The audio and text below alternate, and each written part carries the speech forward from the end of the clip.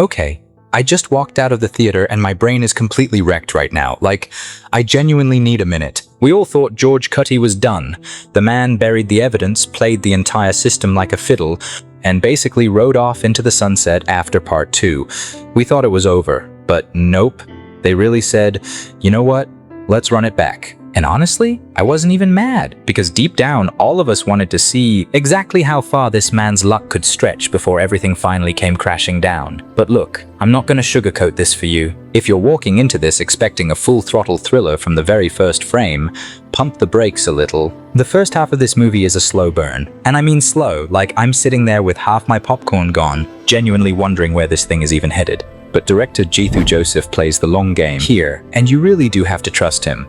Because right when you're about to tap out, the second half kicks in and completely flips the script. Suddenly everything clicks. Every quiet moment, every seemingly boring setup scene, it was all intentional. The man was building a trap, and you didn't even realize it. So here's what kicks everything off. You remember Sahadavan, right? The cop who got absolutely humiliated and suspended because of Georgekutty back in the day? Yeah, that man has not let it go. He comes back with a full-blown personal vendetta, and he is obsessed. He's pulling every dirty trick he can find to reopen the case and finally catch Georgekutty slipping.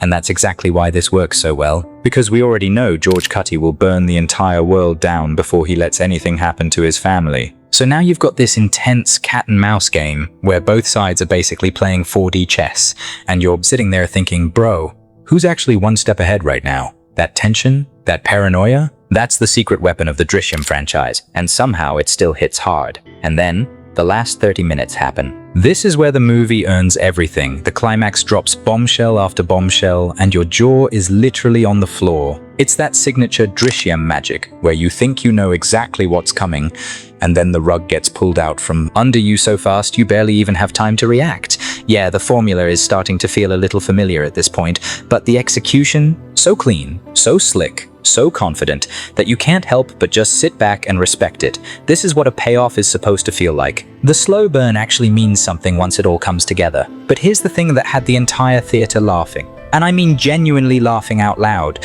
Just when you think they're finally closing the book on this story for good, they hit you with a mid-credit scene, setting up Drishyam 4.